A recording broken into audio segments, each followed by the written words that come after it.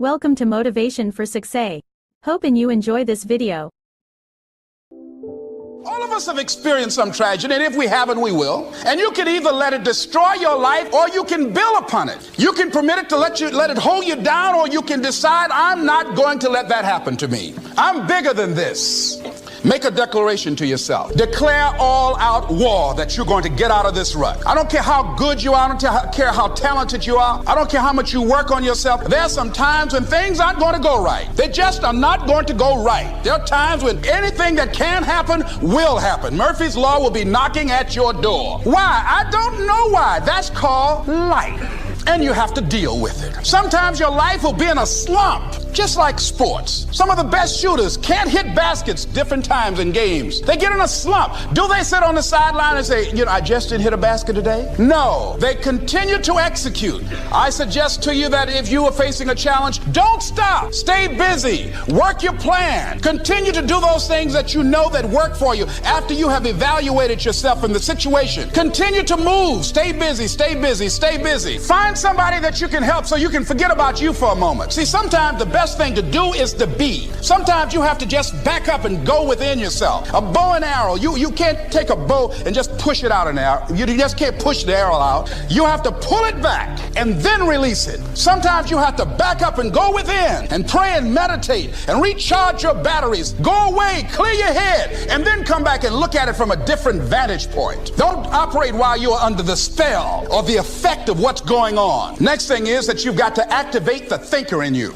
Don't allow your emotions to control you. We are emotional, but you want to begin to discipline your emotion. If you don't discipline and contain your emotions, they will use you. Your mind goes on automatic, just like a guard. I loved reading the book called As a Man Thinketh by James Allen. He uses the analogy of the mind being like a garden.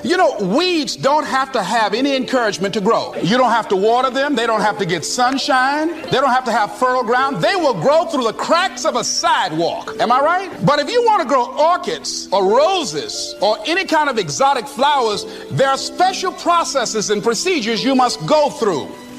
Happiness is activity with purpose. It's love in practice. Happiness is both a grasp of the obvious as well as an awe of the mysterious. But for most people around us, happiness seems to be either something left behind or something yet to be discovered. Like all the good things in life, happiness is elusive by nature, but not impossible to capture. A major key for bringing joy into our lives lies in the next word we shall briefly examine: discipline. If there is a magic word that stands out above all the rest, this is the one: discipline. And in this program, you'll discover how positive this word is. Discipline is the bridge between thought and accomplishment, the bridge between inspiration and value achievement, the bridge between necessity and productivity. Remember, all good things are upstream. The passing of time takes us adrifting, and drifting only brings us the negative, the disastrous, the disappointment, and the failure. Failure is not a cataclysmic event. It is not generally the result of one major incident, but rather a long list of accumulated little failings. Failing in life is failing to think today, failing to act today, failing to care, to strive, to climb, to learn, to keep trying day by day. If your goal requires that you write 10 letters today and you write only 3, you are down 7 letters. If you want to make 5 calls and you only make 1, you are down 4 on calls. If your plan calls for saving $10 today and you save none, you're down $10 today. Now the danger is looking at an undisciplined day and concluding that no great harm has been done. It doesn't seem like such a bad day, but add up these days to make a year, and then add up those years to make a lifetime, and perhaps you can now see how repeating today's small failures can easily turn your life into a major disaster. Success, on the other hand, is just the same process in reverse. If you plan to make 10 calls and you end the day making 15, now you're up 5 calls. If you then get up a few on letters, move up the savings numbers, you can see what a massive difference it could make in a year, and what wealth and accomplishment awaits for a lifetime. Is that a beautiful home or what? That's my home in Coeur d'Alene, Idaho. Ryan Stewman's been there. I think most people that visit it, I've had some of the wealthiest people in the world visit that house. Some of the most famous people in the world. Guy playing in the Super Bowl next week visited that house. That balcony right there is where Tony Robbins told me I'm an effing loser. This is one of 4 homes. I'm only at this, by the way, this property is 2,000 feet of lake frontage. I've got 3 or 4 boats out there, Sea-Doos, the whole thing. That's the guest cabin. The roof is all copper. Not to brag about the house, I'm not going to get into all the details of the house, but every room's a piece of art. It took 4 years to build, and those shingles on there are handmade copper shingles, individual shingles. It's one of the most, my windows are made of copper. It's sort of a bizarre bananas property, right? Most people that have been there say it's the most beautiful home they've ever been to. It's something I'm very proud of, especially as a young guy to have that house. I'm there just, 45, 60 days a year. It's a dream of mine. Every morning we get up, I boat to my golf course, we boat to dinner. I don't even ever drive, I have a Raptor up there. I don't even ever drive my truck up there. It's a dream. I pictured that place for years. We live in Laguna Beach on the ocean front. I met my wife, we grew up in Pomona. Any of you from Southern California?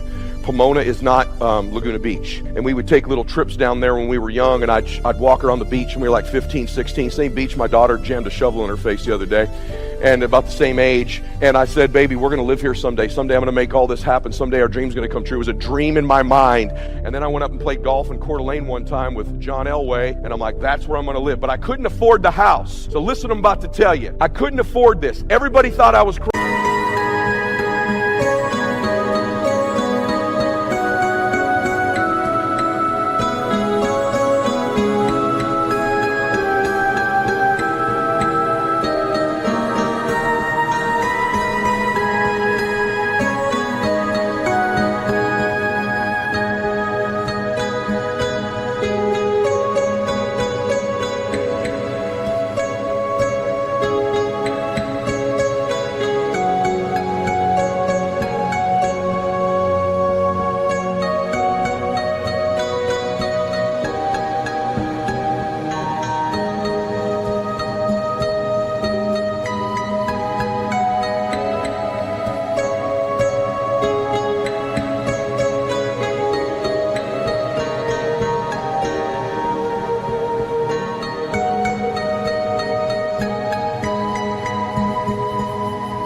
I would drive my boat and dream about this property. All it was a hill. See all those rocks right there? I'm going to make a point to you in a minute. I kept driving by. All there was that cabin you saw before. Okay? It's a spectacular home. And I kept wanting to buy the house, wanting to buy the property rather. And I couldn't afford it, and the guy wouldn't sell it to me, but I kept coming after him. You will have real estate deals like this. I kept pursuing it. And finally I caught the guy in the middle of a divorce, and he goes, all right, you can buy it. It's X amount of money. I went, I don't have that much money, but I'll give you my Rolls Royce, my boat, my other house, and this amount of cash. And he took it. My family's like, you're crazy. That's way too much money for the property. You can't afford it.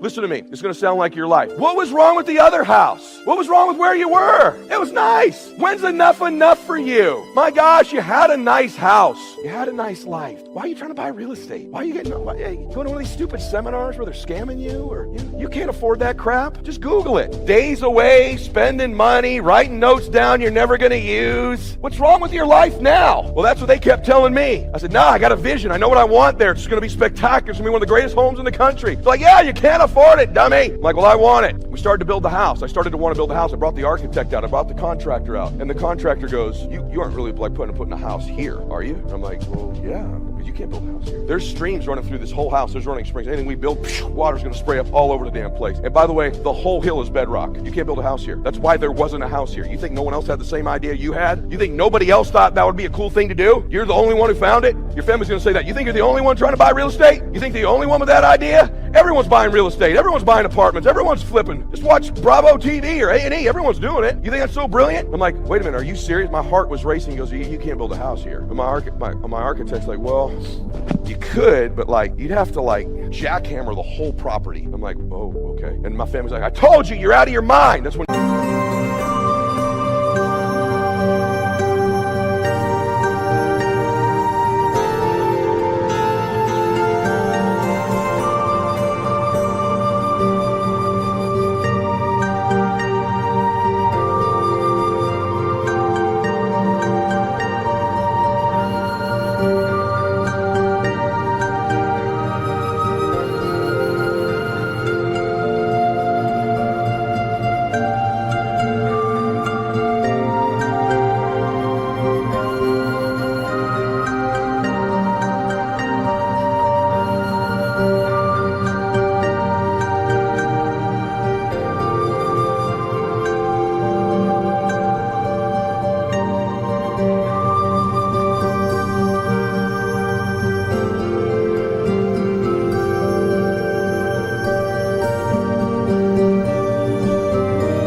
don't do good on your first deal. I told you, I told you, I told you. And I said, well, what's this jackhammer cost? He's like, about $300 for 10 minutes. I'm like, okay, how many minutes are we talking about? I don't know. 3 months later, the architect comes to me and goes, we got a problem. There's springs all over this place. The jackhammer's not getting done. You're just bleeding money. I already overpaid for the property. Now I can't even get a foundation poured on this thing because of all the dadgum rocks everywhere. I go out there one day, it's raining. He goes, it's raining. There's water everywhere. It's flooded. It looks like Beirut. Like literally there's rocks everywhere. I'm like, and I was literally crying. I'm like, what am I going to say to my wife? They were all right. I've lost my damn mind. Look at this. I made a mess. I've spent all the money I have. So I went backwards, not forwards. This happens as an entrepreneur, like way backwards. And then I'm sitting there going, shit, what did I get? I don't even know what I'm doing. Like, I was okay before. What is wrong with me? When's enough enough? Crap. My architect goes, well, we could like dynamite the hill. I'm like, dude, you're the same guy who said we jackhammer the place. He's like, look, Ed, I'm not even so sure the Lake Association, the city's not going to come by. I tell you, this is like an eyesore. You're going to have to haul all these rocks off of here, dude. That's another probably $600-700 to get these rocks out of here. I'm talking about 2,000 feet of frontage. This property's 100 acres, guys. You got to dynamite it, and you'd have to get all your neighbors' approval. I finally do that, give us approval, and we literally dynamite my life, dynamite my property. And then the architect quit, and then the contractor quit. And my life was a mess. I was out of money. I was broke, and this is after I was already a relatively successful guy in some people's eyes. My wife's like, I told you, I told you, I told you. My dad's like, man, I told you. When is enough enough? Eddie, like, not everything you touch turns to gold. Not all this dreaming seminar stuff you go to works. Finally, I got another architect out there, and he's like, hey, I got an idea for you. And this is what God does in your life. He goes, I think we can repurpose all these rocks. It'll actually hold the house up. Thanks for watching. Subscribe not to miss the next videos.